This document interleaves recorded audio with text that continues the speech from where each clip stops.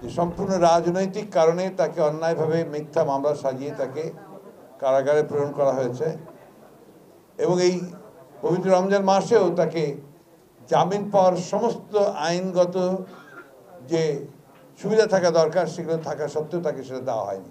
প্রতিটি মুহূর্তে তাদের প্রত্যেকটি পদক্ষেপ হচ্ছে কি করে দেশনেত্রী বেগম খালেদা জিয়াকে জনগণের কাছে আসতে দেওয়া না যায়।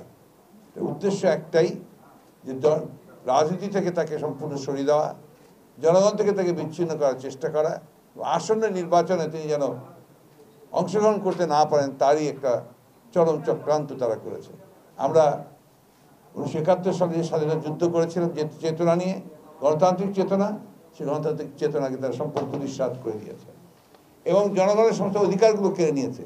আজকে খুব ভাবতে কষ্ট হয় যে একটা স্বাধীন দেশে, সভ্য দেশে পাখির মতো মানুষকে গুলি করে মারা হচ্ছে, কোনো জবাবদিহিতা নেই। এবং এই সমস্ত কথা বলতে গেলে খুব দুর্ভাগ্যজনকভাবে আইন শৃঙ্খলা রক্ষাকারী বাহিনীরা এমন এমন কথা বলেন যেন রাষ্ট্রের বিধাতা কর্মকর্তা তারাই। যে আমাদের সামনে এখন যে দুঃসময় উপস্থিত হয়েছে, সেই দুঃসময়কে অতিক্রম করতে হলে আমাদেরকে ঐক্যবদ্ধ হতে হবে। আজকে দেশনেত্রী মুক্তি ছাড়া এই দেশে কোনো কিছুই সম্ভব নয়। তাকে মুক্ত করতে হবে, তার সুচিকিৎসার ব্যবস্থা করতে হবে। আমরা খুব সুনির্দিষ্টভাবে বলেছি যে যিনি রোগী তার আস্থার ব্যাপার আছে।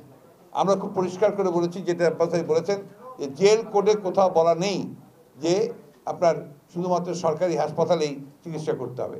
এবং এখানে বলা হয়েছে, দলের পক্ষ থেকে বলা হয়েছে যে ইউনাইটেড হাসপাতালে তার চিকিৎসার ব্যবস্থা হলে সব যাবতীয় খরচ ব্যয় দল বহন করবে। পরিবার থেকে বলা হয়েছে তার চিকিৎসার ব্যয় সম্পূর্ণ পরিবার থেকে বহন করা হবে।